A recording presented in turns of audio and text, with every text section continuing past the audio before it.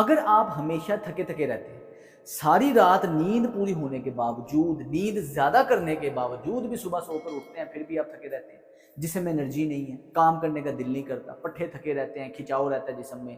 आज की इस वीडियो के अंदर मैं आपको कुछ ऐसे टिप्स दूंगा जो कि इस क्रोनिक फटीग, जो आपको मुसलसल थकावट है, थकावट से आपको छुटकारा भी मिल जाएगा और आप में एनर्जी आ जाएगी, काम काज करने को दिल करेगा, आप फ्रेश रहेंगे, सारा दिन आप एक्टिव रहेंगे।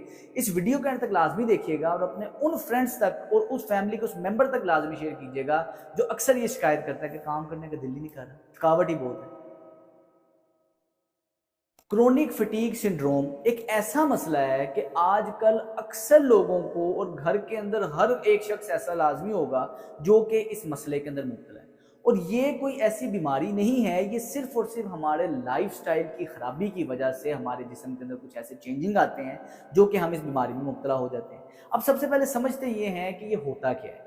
हमारे जिस्म के अंदर अल्लाह पाक ने सेल्स के अंदर एक चीज़ रखी होती है जिसको कहते हैं माइटोकॉन्ड्रिया। ये जो माइटोकॉन्ड्रिया है ये एनर्जी बनाने की फैक्ट्री है, ये बैटरी बनाने की फैक्ट्री है। अब हम कोई भी खुराक खाते हैं, वो खुराक हमारे जिस्म में हजम होने के बाद आपके as a source of energy बनती है, यानी कि वो खुराक एनर्जी के तौर पे इस्तेमाल होती है। हम बाजू हिला रहे हैं, दिमाग से सिग्नल जा रहे हैं, हम सोच रहे हैं, ये सारा वो खुराक जो आपने खाई है एनर्जी में कन्वर्ट होके हमारे सारे जिस्म को एनर्जी पहुंच रही है, तो हम सारा हरकत कर रहे हैं, काम कर रहे हैं। अब माइटोकॉन्ड्रिया ये सारी कन्वर्जन एनर्जी के अंदर जो चीज को बनाता है ये माइटोकॉन्ड्रिया करता है। अगर ये माइटोकॉन्ड्रिया सही तरीके से फंक्शन नहीं कर रहा या डैमेज हो गया है, इसकी वजह से आपके जिस्म में एनर्जी सही तरीके से बनेगी नहीं, और जब बनेगी नहीं तो फिर आप में एनर्जी होगी नहीं, आप थके रहेंगे, काम करने का दिल नहीं करता। और ये माइटोकॉन्ड्रिया की खराबी की वजह से बहुत सी बीमारियां जन्म लेती हैं। मतलब आपको एडीडी है, आपके अंदर डिप्रेशन है, एंजाइटी है, ब्रेन फॉग है, मेमोरी लॉस है, ये सारी चीजें आपको नहीं होंगी अगर आपके माइटोकॉन्ड्रिया की हेल्थ ठीक है। लेकिन अगर आपके माइटोकॉन्ड्रिया की हेल्थ ही नहीं ठीक तो ये सारी बीमारियों के अंदर आप फंस जाएंगे। इससे जान छुड़वाने के लिए हमने फोकस ये करना है कि हम खुराक के अंदर या अपने लाइफस्टाइल के अंदर ऐसी चीजें ऐड करें कि हमारे माइटोकॉन्ड्रिया हेल्दी रहें, और ये हेल्दी रहेंगे तो आपके अंदर एनर्जी सही बनेगी, तो फिर आप सारे काम सही तरीके से कर सकेंगे। अब इसको बेहतर रखने के लिए कुछ टिप्स हैं जिसको फॉलो करना बहुत ज्यादा जरूरी है। माइटोकॉन्ड्रिया की बायोजेनेसिस के लिए, मतलब नए इसके खुलिये बनने के लिए जो सबसे जरूरी चीज है वो है रोशनी। जो सूरज की रोशनी है, जो अर्ली मॉर्निंग की जो रोशनी होती है, दिन दिन की जो पहली रोशनी होती है, ये हमारे लिए इस कदर फायदेमंद है, हमारे हार्मोन्स को दोबारा से रीसेट करती है, हमारे जिस्म के अंदर जो अल्लाह पाक ने सेल्स की क्लॉक रखी हुई है उनको दोबारा से रीसेट करती है, हमारे अंदर मेलाटोनिन हार्मोन पैदा करती है। ये बहुत ही ज़रूरी है कि आप सुबह उठें और जो सूरज की रोशनी है उसको लें। और ऐसे नहीं लेना कि गाड़ी में ऑफिस में जा रहे हैं, थोड़ी सी धूप पड़ गई गाड़ी से तो जी मैंने रोशनी मुझ पर पड़ जाती है, ये रोशनी नहीं है। कोशिश करें फजर की नमाज पढ़ें, उसके बाद जो इशराक का टाइम है वो वाला टाइम एक आधा घंटा पार्क में जाकर वॉक करें। ऐसी जगह होनी चाहिए कि सूरज की रोशनी डायरेक्ट आपकी आंखों पे, आपके चेहरे पे, आपके स्किन पे पड़े। कुछ भी नहीं किया, कोई एफर्ट नहीं है इसमें, लेकिन इससे इस कदर आपको हैरत अंगेज फायदे होंगे। सिर्फ और सिर्फ आप मेरे कहने पे 2 हफ्ते इसको करके देख लें, आपके जिस्म में एक तो विटामिन डी की प्रोडक्शन बेहतर हो जाएगी, दूसरे नंबर पे आपकी एनर्जी बेहतर हो जाएगी। और सिर्फ सुबह के इस टाइम की जो रोशनी मैं आपको बता रहा हूँ ये आपकी रात की नींद के मसले हल कर देगी। जो मरीज मेरे पास आते हैं, जो मुझसे अक्सर ईमेल पे बात करते हैं कि रात को नींद नहीं आती, मैं उनको सिर्फ और सिर्फ ये टाइमिंग ही उनकी ऐड करता हूँ और उनकी नींद ठीक हो जाती है, दवाई छूट जाती है। आपने कोशिश ये करनी है कि फजर से इशराक के दरमियान में आपने सूरज की रोशनी लाजमी लेनी है, थोड़ी सी वॉक लाजमी करें। ये टाइम आपके लिए आइडियल है कि आपके माइटोकॉन्ड्रिया का बायोजेनेसिस हो। दूसरी टिप ये है कि हम गलती ये करते हैं कि सारा दिन हम कुछ ना कुछ खाते रहते हैं। आपने नाश्ता किया, हमारा जिस्म उसको हजम करता है, एनर्जी के तौर पे कन्वर्ट कर रहा होता है, दोपहर का टाइम आ जाता है, दोपहर का खाना खाया, फिर वो एनर्जी के तौर पे कन्वर्ट हो रहा है, फिर रात का टाइम आ गया, फिर रात को लेट को खाना खा रहे हैं। हमारे सेल्स को मुसलसल कन्वर्जन का काम करना ही पड़ता है, जिसकी वजह से वो फटीग हो जाते हैं, थक जाते हैं। हमें चाहिए ये कि अपने सेल्स को थोड़ा सा रेस्ट दें, थोड़ा सा उन्हें तहम्मुल दें कि वो रेस्ट भी कर सकें। इसके लिए जो बेहतरीन चीज़ है उसको कहते हैं इंटरमिटेंट फास्टिंग। आपने कोशिश करनी है खाना सिर्फ दिन में 2 बार खाना है बस। अगर आप अपने एनर्जी लेवल्स को बढ़ाना चाहते हैं, एक्टिव रहना चाहते हैं, थकावट से जान छुड़वाना चाहते हैं, खाना सिर्फ 2 टाइम खाएं। नाश्ता आपका होना चाहिए 11 बजे के पास पास, 10 से 11 बजे के पास पास। रात का जो खाना है वो सबसे ज़रूरी है। रात का खाना आपने मगरिब इशा के दरमियान में खा लेना है, इसके बाद आपने रात का नहीं खाना खाना। इससे होगा ये कि सिर्फ दिन में 2 बार खाना खाने से हमारे सिस्टम को रेस्ट मिल जाएगा।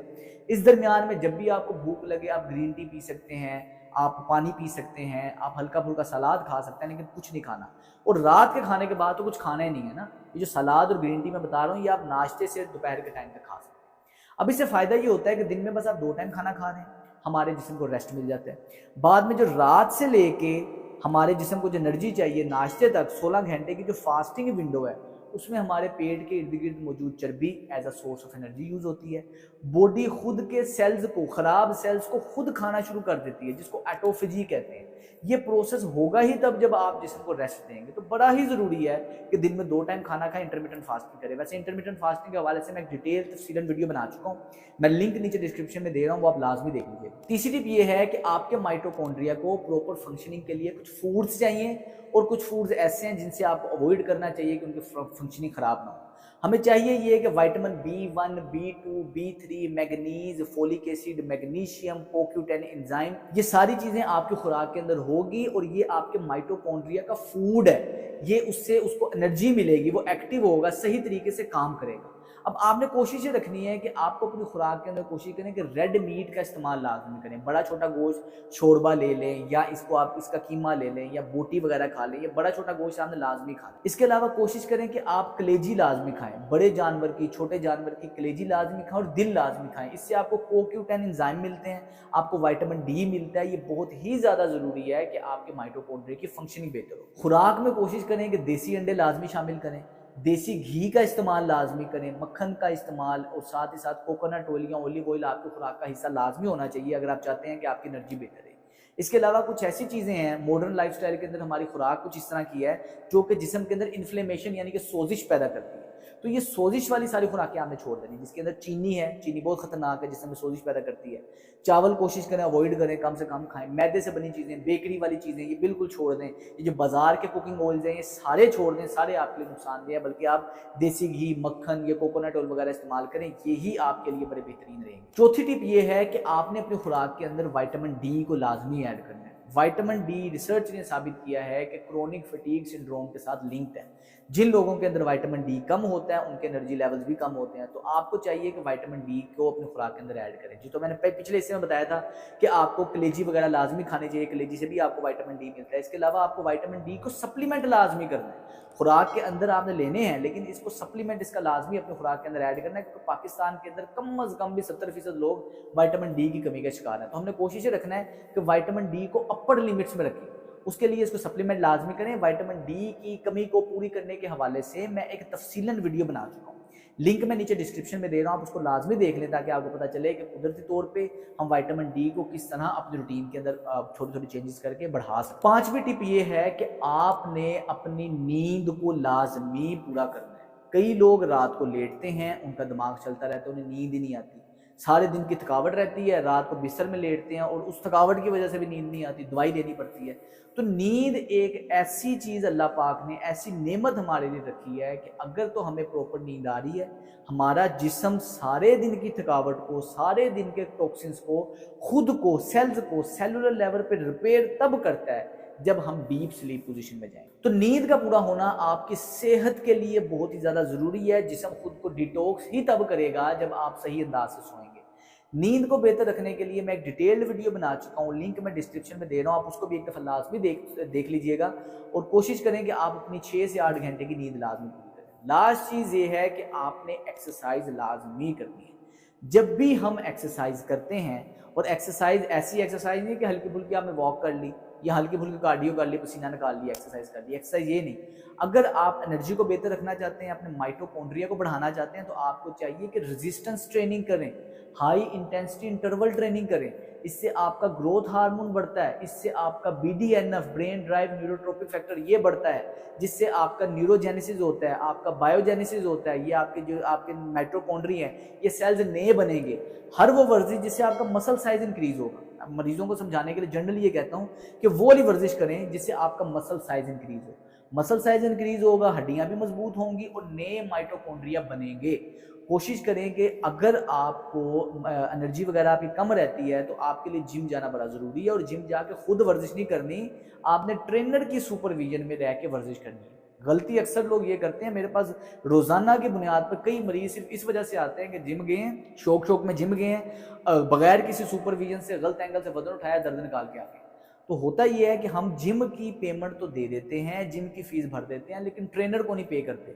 हम नेट से देख के जी हम खुद कर लेंगे, खुद वर्जिश नहीं होती। अगर आप अपनी सेहत को बेहतर रखना चाहते हैं तो शुरू में आपको ट्रेनर लाजमी चाहिए। बगैर ट्रेनर के एक्सरसाइजेज आपके लिए बहुत नुकसानदेह होती है, और बगैर ट्रेनर के एक्सरसाइजेज आपके डॉक्टरों के चक्कर बढ़ा देगी। कोशिश करें जिम लाजमी जाएं, आप फिजिकल फिटनेस का ध्यान रखें, हाई इंटेंसिटी इंटरवल ट्रेनिंग लाजमी करें। हाई इंटेंसिटी इंटरवल ट्रेनिंग के हवाले से मैं ऑलरेडी डिटेल्ड वीडियो बना चुका हूं, मैं लिंक डिस्क्रिप्शन में दे रहा हूं कि अगर आप जिम नहीं जाना चाहते, घर में करना चाहते हैं, तो उनको फॉलो करें, आपको बहुत फर्क पड़ेगा इंशाल्लाह। लेकिन इसके साथ रेजिस्टेंस ट्रेनिंग, वेट ट्रेनिंग भी बहुत जरूरी है अगर आप अपने माइटोकॉन्ड्रिया की हेल्थ को बेहतर बनाना चाहते हैं। सिंपल सिंपल सी टिप्स हैं, कोई रॉकेट साइंस नहीं है। अगर आप इन टिप्स को अपनी रूटीन के अंदर फॉलो करेंगे, इंशाल्लाह आपकी जो एनर्जी लेवल्स हैं वो भी बेहतर रहेंगे और आपकी सेहत भी बेहतर रहेगी। अस्सलाम वालेकुम।